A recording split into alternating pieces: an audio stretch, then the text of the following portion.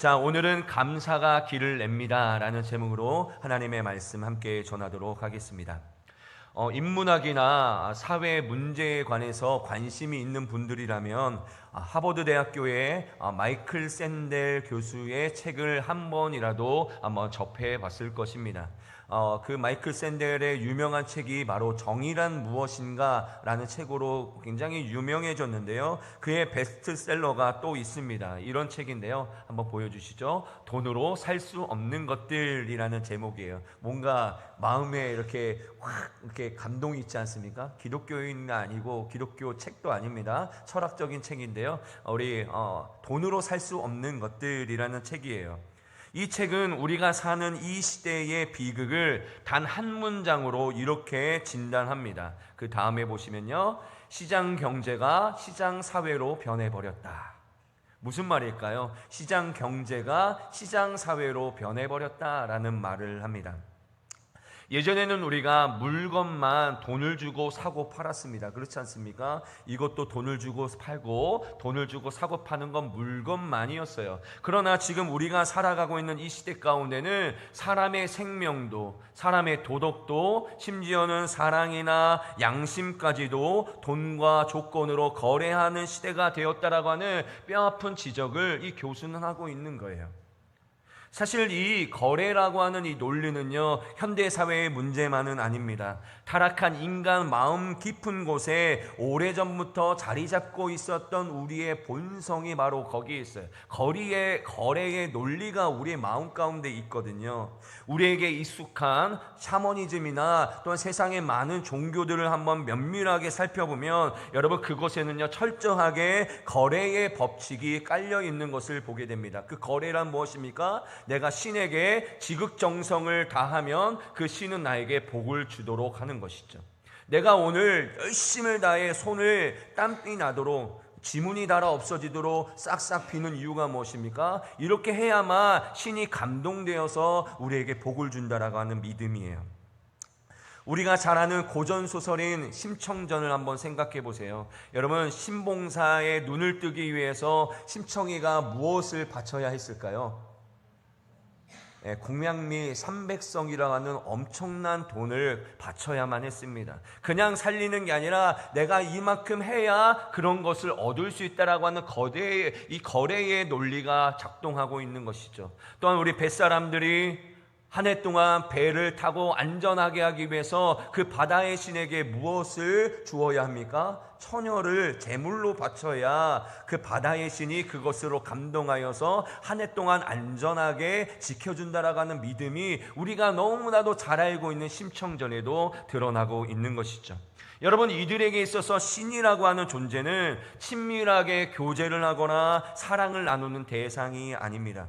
오직 내가 원하는 복을 얻기 위해 흥정하고 거래하는 두려운 대상일 뿐인 것이죠. 그러나 참으로 가슴 아픈 것은 무엇이냐? 오늘날 우리의 예배의 모습에도 은연중에 이런 모습이 있다는 거예요. 여러분, 우리가 예배를 드리는 목적이 무엇입니까? 우리는 예배를 통하여서 하나님과의 인격적인 교제를 통해 예수님을 닮아가고 그분의 선하신 뜻에 순종하는 삶을 살아가기 위해서 우리가 예배를 드리지만, 그러나 많은 사람들이 예배를 드리는, 얼마나 내가 예배를 드렸는지, 내가 얼마나 하나님께 헌금을 드렸는지, 내가 얼마나 하나님께 기도를 드렸는지, 그것을 조건으로 삼아서 하나님 나에게 복을 주십시오 라고 하는 거래의 모습으로 신앙생활할 때가 너무 많이 있다는 거예요. 우리가 수없이 예배하고 우리가 수없이 기도하면서도 여전히 우리의 마음 가운데 참된 기쁨이 없고 진정한 삶의 회복을 경험하지 못하는 이유가 바로 여기에 있는 거예요. 우리의 신앙이 생명력 있는 관계에 집중한 것이 아니라 차가운 거래가 되어버렸기 때문입니다. 내가 예배 이만큼 드렸으니 하나님 나에게 복을 주셔야죠. 내가 그렇게 새벽 예배 드리고 그렇게 기도 많이 했는데 나에게 복을 주셔야죠 라고 하는 거래의 마음으로 예배를 드리기 때문에 정작 우리의 마음 가운데 기쁨이 없어요. 왜냐하면 관계가 없기 때문이죠. 하나님과의 관계를 통해 우리가 인격적으로 하나님을 만나고, 그래서 그 가운데 기쁨과 즐거움, 나의 삶의 회복을 누려야 하는데 우리가 그렇게 되지 못하고 있다는 것입니다. 오늘 우리가 읽은 시편 50편에 등장하는 이스라엘 백성들의 모습도요, 우리와 정확히 같았습니다. 그래서 하나님은요, 오늘 이 말씀을 통해 우리에게 무슨 말씀을 주고자 하시느냐, 하나님이 진짜로 원하시는 제사는 과연 어떤 제사인가, 그리고 그 제사를 우리가 하나님께 드리게 될 때에 우리의 삶에는 어떤 일이 일어나는가를 오늘 이 말씀이 우리에게 알려주고 있습니다. 오늘 이 말씀은요, 아삽이 지은 시입니다. 그런데 오늘 이 시의 내용은요, 조금 특별합니다. 특이합니다. 마치 하나님께서 오늘 이스라엘 백성들을 피고석에 앉혀두고 법정 소송을 벌이는 듯한 모습을 하고 있어요.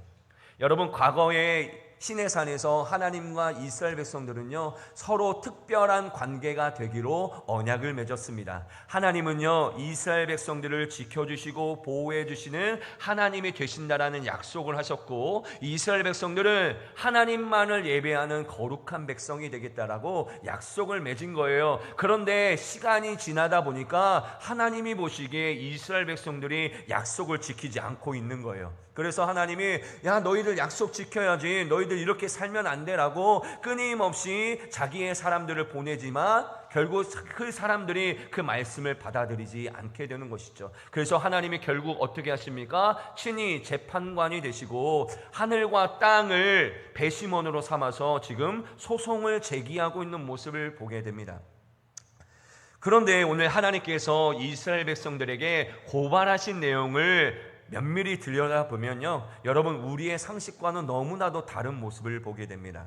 자, 오늘 우리 시편 50편 8절의 말씀을 한번 좀 읽어보도록 하겠습니다. 시편 50편 8절의 말씀 함께 읽겠습니다. 시작. 나는 내 재물 때문에 너를 책망하지는 아니하리니 내 번제가 항상 내 앞에 있음이로다. 아멘. 하나님이 고발하신 내용이에요. 이 내용을 보니까 뭐라고 되어 있습니까? 나는 내 재물 때문에 너를 책망하지는 않을 것이다. 내 앞에 항상 번제가 있기 때문이다 라고 말하고 있습니다. 여러분, 놀랍지 않습니까? 이스라엘 백성들이요, 제사를 안 드린 것이 아닙니다. 오히려 너무나도 잘 드렸어요. 항상 하나님의 제단 앞에 좋은 소도 있고 좋은 양들도 너무나도 넘쳐나고 있습니다. 끊임없이 번제의 연기가 하나님께 올라가고 있어요. 그들은요, 넘치도록 풍성하게 하나님께 제물을 가져와서 하나님께 제사를 드렸습니다. 그런데도요, 하나님은요, 오늘 너희가 언약을 어겼다라고 하면서 왜 분노하고 계실까요? 여러분, 분명히 제물은 풍성합니다. 제사도 완벽합니다. 그런데 하나님은 왜 그들의 제사를 받지 않으셨을까? 그렇게 좋은 소와 양을 드렸는데, 분명히 최고의 것을 드렸는데도 불구하고 왜 하나님은 그들의 예배를 받지 않으셨을까? 그 이유는요, 바로 이스라엘 백성들이 그 거룩한 제사를 어떻게 여겼느냐, 바로 이방 종교들처럼 내가 이 제사를 통해 하나님의 복을 받으려고 하는 거래의 마음으로 하나님께 예배를 드렸기 때문이죠. 내가 이렇게 비싸고 좋은 소와 양을 드렸으니 하나님은 당연히 나에게 내가 원하는 복을 주셔야 한다라고 하는 그런 거래의 마음으로 하나님께 예배를 드렸던 것입니다. 하나님은요, 그런 예배를 받지 않으신대요. 아무리 억을 가지고 오고 아무리 10억을 가져오고 아무리 1000억을 가져온다 할지라도 그게 거래의 마음으로 예배를 드릴 때에는 하나님이 받지 않으신다라고 분명하게 말하고 있는 거예요. 그렇다면 하나님은 어떤 예배를 원하시는 걸까? 오늘 본문 23절에 보면 이렇게 말하고 있습니다. 23절 보십시오. 감사로 제사를 드리는 자가 나를 영화롭게 하나니 라고 말하고 있습니다. 여러분, 하나님이 원하시는 제사가 어떤 제사입니까? 네, 어떤 제사라고요? 감사로 드리는 제사라는 거예요. 감사로 드리는 제사.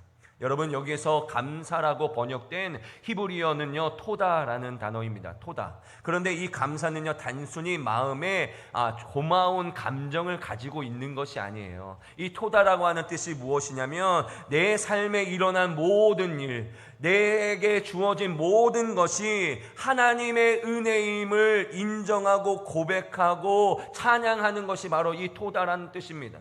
다시 말씀드립니다. 여러분, 감사라고 하는 것은요, 단순히 내 마음 가운데 하나님 그냥 감사합니다라고 하는 감정이 아니라 내 삶의 모든 일과 내게 주어진 모든 것이 하나님의 은혜임을 인정하고 고백하고 찬양하는 것이다 라고 말하고 있어요. 쉽게 말하면요, 내 손에 들려있는 선물에 마음이 빼앗기는 것이 아니라 이것을 주신 하나님께 감사와 영광을 올려드리는 것이, 그게 바로 감사라고 말하고 있는 것이죠. 즉 여러분, 하나님이 원하시는 제사는요, 재물이 아닙니다. 물질이 아닙니다. 우리의 영광스러운 노력이 아니에요. 내가 얼마나 노력하는 그런 삶이 아니에요. 여러분, 사실 이 모든 것은요, 다 누구의 것입니까? 누구의 것이라고요? 여러분의 것이잖아요. 하나님의 것임을 믿으세요? 여러분, 이건요, 하나님이 우리에게 맡겨주신 거예요. 그렇다고 한다면 하나님이 진짜 원하시는 제사는 무엇일까? 그 하나님의 것이었지만 나에게 지금 입을 옷을 주시고 먹을 음식을 주신 그 하나님을 인정하는 것, 그것을 하나님이 원하시는 거예요. 하나님이 내 삶의 주인이시며 내 삶의 공급자이심을 인정하는 게 감사예요. 내가 매일의 삶 속에서 그분의 은혜로 말미암아 지금도 숨쉬며 살아가고 있음을 인정하는 것이 바로 감사라는 것입니다. 그래서 하나님 한 분만으로 인해 기뻐하고 즐거워하는 것, 그것이 바로 하나님께 예배하는 거예요. 이게 바로 하나님께 예배하는 거예요. 우리는 하나님께 예배라는 것이 그냥 이 자리에 나와서 그냥 자리에 앉아서 헌금도 드리고 우리가 예배 말씀도 드리고 우리는 이런 거라고 생각하지만, 하나님이 진짜 원하시는 제사는 무엇이냐면 우리의 물질이 아닙니다. 우리의 그런 어떤 많은 것들이 아니에요. 하나님이 원하시는 것은 뭐냐면 내 삶의 주권자가 누구인지, 지금 내게 받고 있는 내 삶의 모든 것의 공급자가 누구인지를 분명하게 알고 인정하고 하나님께 감사를 드리는 것, 그것을 하나님이 가장 기뻐하신다라는 것이죠. 여기서 우리는요, 제사라고 하는 이 단어에 주목해야 됩니다. 여러분, 구약의 제사는 어떻게 드렸을까요? 여러분, 구약의 제사는요, 우리처럼 이렇게 편안하게 앉아갖고 그렇게 드리는 제사가 아니었어요. 살아있는 동물을 가져와서 어떻게 합니까? 목을 베어서 피를 다 빼고 그 동물의 살을 다 각을 띄어서 뜨거운 제단 위에 그것을 올려놓고 이것이 다 탈 때까지 하나님께 올려드리는 제사가 바로 성경에 말하는 제사입니다. 여러분, 쉽겠어요? 어렵겠어요? 어려운 거예요. 지금 우리는요, 너무 편한 시대에 살아가고 있어요. 그냥 자리에 앉아서 그냥 듣기만 하면 되잖아요. 그런데 구약 시대에는요, 이 엄청난 고생을 한 거예요. 그렇다고 하면 여러분, 감사로 드리는 제사라고 하는 말은 어떤 의미일까? 그냥 단순히 감사합니다라고 말 한마디로 끝내는 것이 아니라 끊임없이 내 속에 올라오고 있는 불평, 불만, 이런 본성을 어떻게 하느냐? 하나님의 말씀의 칼로 베어내는 치열한 과정을 바로 감사라고 할 수 있는 거예요. 그게 진짜 제사인 거예요. 내 마음에 우리가 끊임없이 원망하지 않습니까? 불평하지 않습니까? 오늘은 왜 이래? 오늘 목사님 왜 이렇게 설교가 길어? 이런 불평을 많이 할 때에 우리가 그것을 어떻게 합니까? 하나님의 말씀으로 베어버려서 우리의 마음 가운데 불평과 불만이 사라지고 감사할 수 있게 하는 것이 바로 우리가 드리는 감사로 드리는 제사라는 거예요. 내 마음을 짓누르는 그 억울함과 절망과 두려움을 다 십자가 제단 위에 남김없이 태워드리고, 오직 나는 하나님만을 신뢰하겠습니다, 하나님만을 인정하겠습니다 라고 하는 영적인 사투가 바로 감사로 드리는 제사라는 뜻을 가지고 있습니다. 제사는요, 쉬운 게 아니에요. 여러분, 우리가 이 안에서 앉아서 드리는 제사가 끝이 아니라, 여러분, 제가 아까 전에도 말씀드렸던 것처럼 오늘 이 시간에는 뭘 해야 되느냐? 내가 하나님의 말씀을 들었으면 내 본성과 분명히 여러분 싸움이 있을 거예요. 여러분, 그 싸움에서 하나님의 말씀이 이길 수 있도록 여러분 그것에 투쟁하며 싸워가는 것이 바로 제사의 모습이에요. 그게 진짜 제사인 것이지, 그냥 앉아갖고 말씀 듣고 오늘 은혜로웠네 라고 해서 그냥 문 닫고 나가는 거에 제사가 아니라는 것이죠. 이게 바로 감사의 제사라는 것이죠. 솔직히 우리는 상황이 좋을 때나 내가 건강할 때나 돈이 잘 벌릴 때나 자녀가 잘 될 때나 이럴 때만 감사하려고 합니다. 여러분 생각해 보세요. 그런데 조건이 다 충족할 때에 감사할 수 있는 것은요, 누구든지 할 수 있는 거예요. 여러분, 안 믿는 사람들도요, 잘 되면 다 감사합니다. 되게 좋아해요. 그렇다고 한다면 하나님이 진정으로 원하시고 감동하시는 제사는, 아니 감사는 언제 하는 감사일까? 한번 생각해 보세요. 남들이 다 하는 감사, 저 집도 저 집 남편도 이걸 해주고 저 집도 해주면, 나에게도 해주면 저 집도 해주고 이 집도 해주잖아, 그러면서 서로 별로 변별력이 없잖아요. 옆집에 있는 남편이 안 해주는 거 우리 남편이 해줄 때에 그렇게 좀 뿌듯하지 않습니까? 저만 그런 것 같아요. 적절한 비유가 아닐 수도 있지만, 여러분이 뭘 얘기하고 싶으냐? 우리가 누구나 할 수 있는 감사를 드리는 건요, 다 할 수 있는 거예요. 그렇다고 하나 하나님이 진짜 원하시는 감사는 무엇일까? 내 상황이 너무나 절망적일 때에, 누가 봐도 원망스럽고 누가 봐도 불평이 터져 나올 수밖에 없는 상황에서도 드리는 감사가 하나님이 기뻐하시는 감사라는 거예요. 비록 내 눈앞에 있는 현실이 깜깜하고 절망적일지라도 나를 사랑하시는 하나님이 나를 이 상황 가운데 내버려 주시는 것이 아니라 언젠가는 나를 일으켜 세워주실 것이고 나를 선한 길로 인도해 주실 거라고 하는 믿음 가운데 살아가는 것, 그것이 바로 하나님이 기뻐하시는 감사의 제사예요. 여러분, 로마서 8장에 보면 이런 말씀이 있지 않습니까? 하나님을 사랑하는 자, 곧 그 뜻대로 부르심을 입은 자들에게는 모든 것이 합력하여 선을 이루느니라 라고 말하고 있습니다. 믿으십니까? 여러분, 여기에서 하나님을 사랑하는 자, 그 뜻대로 부르심을 입은 자가 바로 여러분들이에요. 그런데 여러분들에게 뭐가 있습니까? 모든 것이 합력하여 선을 이루게 하신다는 게 하나님의 뜻이에요. 그러니 이게 무슨 믿음이겠습니까? 내가 지금 어려워도 절망적인 상황이어도 오히려 이것을 통해서 하나님이 나를 더 선한 길로 인도해 주실 거라고 하는 믿음을 가질 때에 그게 진짜 감사의 제사라는 것이죠. 여러분, 눈물과 그 고난 속에서도 끝까지 하나님을 신뢰하는 것, 이것이 바로 하나님이 우리에게 원하시는 제사의 모습이고, 우리가 그렇게 제사를 드릴 때에 하나님이 영화롭게 된다라고 말씀하고 있는 것입니다. 믿으십니까? 여러분, 이쯤 되면 아마 성도님들 중에는 이렇게 반문하시는 분들이 있을 거예요. 목사님, 정말로 감사할 제목이 없는데 그러면 억지로 감사해야 됩니까? 이런 분들이 있을 거예요. 내가 정말로 감사할 일들이 없는데 정말로 억지로 감사해야 됩니까? 라고 묻는 분들이 있습니다. 여러분, 그럴 때는요, 이렇게 하시면 됩니다. 내 눈앞에 보이는 감사의 결과나 조건을 바라보지 마시고 대신 나를 사랑하시는 하나님과 그분의 변하지 않는 약속을 바라보는 거예요. 실제적으로 그렇게 한 사람이 있습니다. 우리가 잘 알고 있는 하박국이라는 사람이 바로 그러했습니다. 하박국 3장 17절 18절 우리 함께 읽어보도록 하겠습니다. 함께 읽겠습니다. 시작. 비록 무화과 나무가 무성하지 못하며 포도나무에 열매가 없으며 감람나무에 수출이 없으며 밭에 먹을 것이 없으며 우리의 양이 없으며 외양간에 소가 없을지라도 나는 여호와로 말미암아 즐거워하여 나의 구원의 하나님으로 말미암아 기뻐하리로다. 아멘. 여러분, 생각해 보세요. 지금 이 구절을 읽으면서 얼마나 답답합니까? 다 없대요. 뭐가 그렇게 없는지 다 없어. 그런데 이 하박국이 뭐라고 말하고 있습니까? 그래도 나는 기뻐하겠다라고 얘기합니다. 여러분이 하박국이 지금 감사하고 기뻐할 수 있는 이유는요, 뭔가 상황이 나아질 기미가 보여서가 아니에요. 왜 그가 기뻐할 수밖에 없느냐? 나의 구원의 하나님으로 인하여 내가 기뻐하리로다 라고 말하고 있는 거예요. 이 말의 뜻이 무엇입니까? 당장에 내 손에 쥔 것이 없어도 나를 이미 구원하셨고 앞으로도 그 하신 약속대로 나를 이끌어 주실 하나님을 믿음으로 감사하는 거예요. 하나님은요, 그런 감사를 원하시는 거예요. 믿으십니까? 하나님은요, 이미 주어진 거에 감사하는 것이 아니라 아직 눈에 보이지는 않지만 이것들을 주실 것을 믿으면서 살아가는 사람들을, 그 감사를 하나님이 기뻐하시는 거예요. 또한 감사는요, 처음부터 대단하고 엄청난 기적을 찾아내는 것이 아닙니다. 작고 소소한 일상에서부터 시작되는 거예요. 여러분, 오늘 아침에 우리가 눈을 뜨고 호흡할 수 있는 것도 감사해야 됩니다. 여러분, 감사하실 수 있나요? 그거 당연한 거지, 뭘 일어난 거 뭐 당연한 거 아니에요? 여러분, 당연한 게 내게 당연한 게 누군가에게는 당연하지 않은 거일 수도 있어요. 여러분, 우리가 사랑하는 가족들과 오늘 따뜻하게 밥 한 끼 먹을 수 있는 거, 여러분 이것도 감사해야 돼요.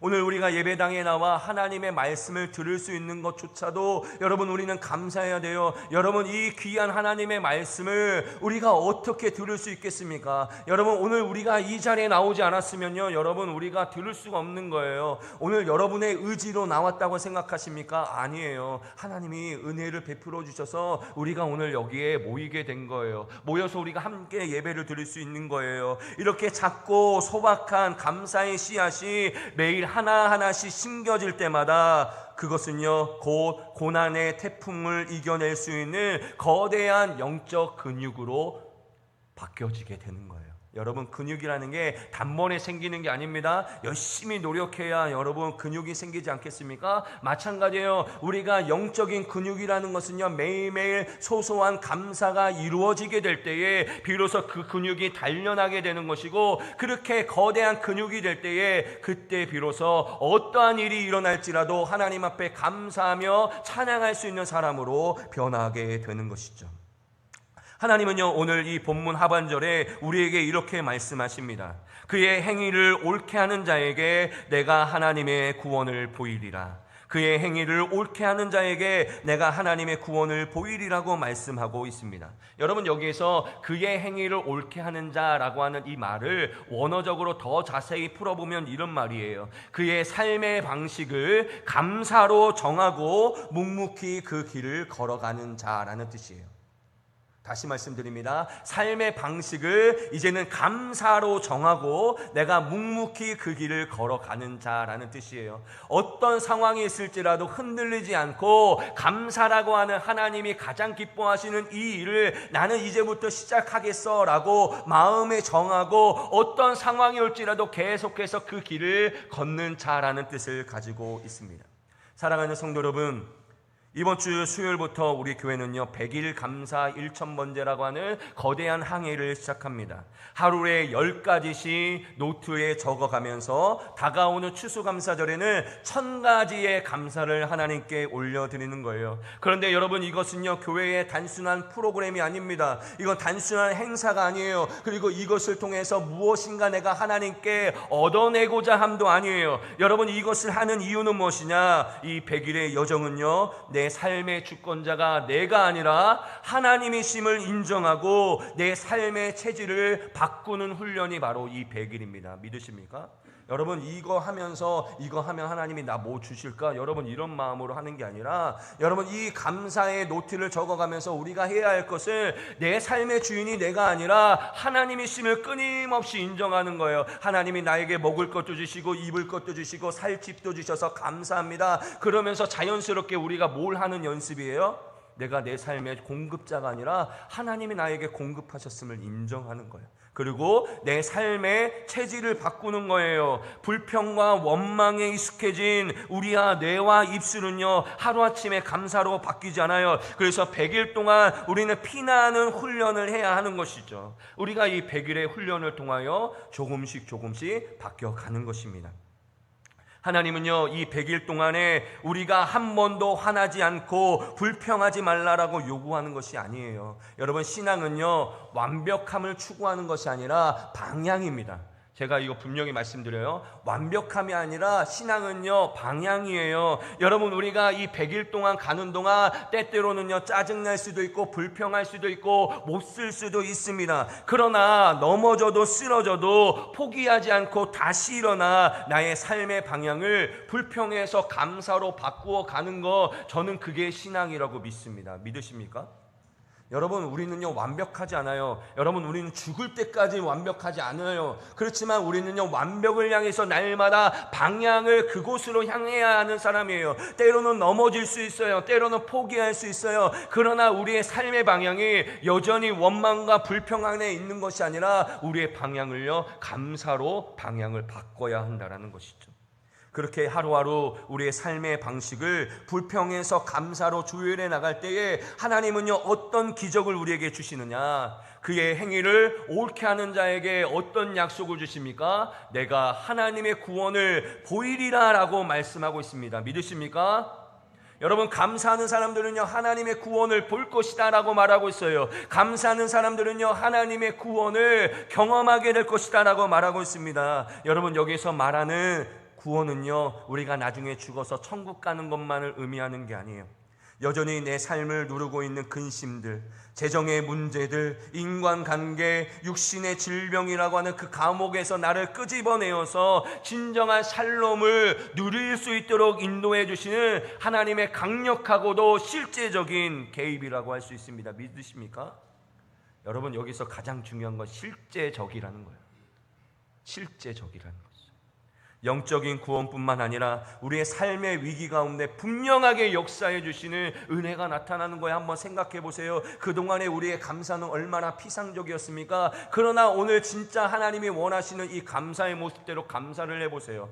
모든 것이 다 하나님의 은혜이고 모든 것이 하나님이 주신 것이고 내 삶의 주권은 하나님께 있다라고 하는 고백을 하는 순간 우리는 지금 무엇을 살고 있는 거예요? 하나님의 나라를 살아가는 거예요. 하나님의 나라에 살면요 자연스럽게 구원은요 우리에게 주어지게 되어 있어요. 기쁨이 넘치고 삶의 기쁨이 넘치고 삶의 위기가 극복되는 일들이 일어나게 되는 거예요. 하나님은요 분명히 말씀하고 있어요. 감사로 제사를 드리는 자가 그 놀라운 구원을 두 눈으로 똑똑히 목격하고 온몸으로 체험하게 될 것이다 라고 말씀하고 있는 것이죠.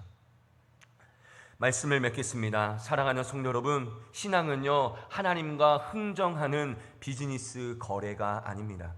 여러분, 신앙은요 내 삶의 모든 주권이 온전히 하나님께 있음을 기쁨으로 인정하는 인격적인 관계가 바로 신앙이에요. 신앙은요 날마다 하나님이 내 삶의 주인이시라는 것을 기억하며 살아가는 거예요. 그렇게 하나하나씩 내 것을 내어드리는 게 바로 신앙이에요. 그리고 그 관계를 눈부시게 증명해낼 수 있는 것이 바로 무엇이냐? 감사의 제사라는 거예요.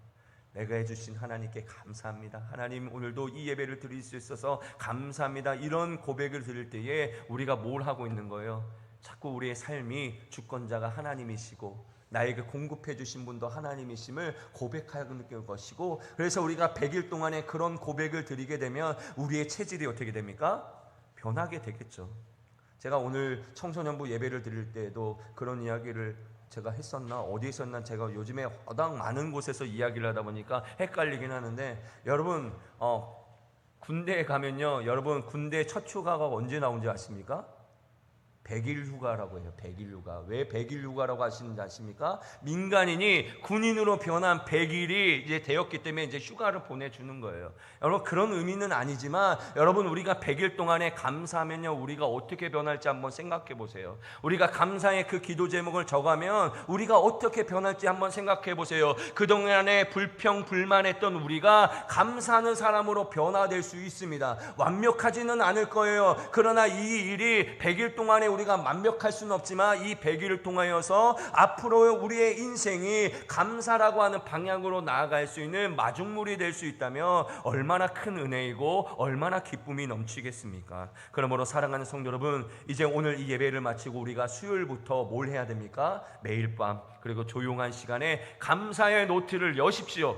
그리고 필기 도구를 들고 매일 하나하나씩 10가지를 감사의 기도를 적어 보십시오. 여러분, 그렇게 할 때에 우리의 심령이 정말로 이젠 넓혀지고 우리의 삶 가운데 기쁨이 넓어지고 하나님이 내 삶 가운데 역사하시는 그 은혜를 맛보게 될 줄로 믿습니다. 그래서 이 100일의 영적 사투를 통하여 우리가 올가을 추수감사절에 여기에 있는 우리 모든 성도들이 이런 고백을 했으면 좋겠어요. 내가 하나님의 구원을 보았습니다. 할렐루야. 별로 그러고 싶지 않은가 봐요. 하나님의 구원 보고 싶지 않으세요? 오늘 설교를 다시 시작해야 될 것 같아요. 아멘은 안 하셨지만 다 그럴 마음이라고 생각합니다. 여러분, 하나님의 구원을 보려면요 하나님께 주권을 내어 드려야 돼요. 그래야 그 하나님의 역사가 보이지 않겠습니까? 아무리 내가 할 수 없는 일이 내가 막 하려고 하는데, 여러분 아버지의 능력을 경험하려면 어떻게 해야 돼요? 아빠한테 맡겨줘야죠. 아빠 이거 좀 해줘라고 해야 아빠가 이거를 잘할 수 있는 능력을 맛보는 거지, 내가 어떻게 해서든지 이거를 막 내 마음대로 하려고 하면요, 여러분 아버지의 능력 경험 못해요. 마찬가지예요. 우리가 하나님의 구원을 경험하려면요, 하나님께 주권을 내어 드려야죠. 하나님께 맡겨 드려야죠. 그래야 우리가 경험할 수 있는 것 아니겠습니까? 그러므로 사랑하는 성도 여러분, 100일의 이 여정이 여러분에게 그 하나님의 구원을 경험할 수 있는 놀라운 시간이 되시기를 주님의 이름으로 축복합니다.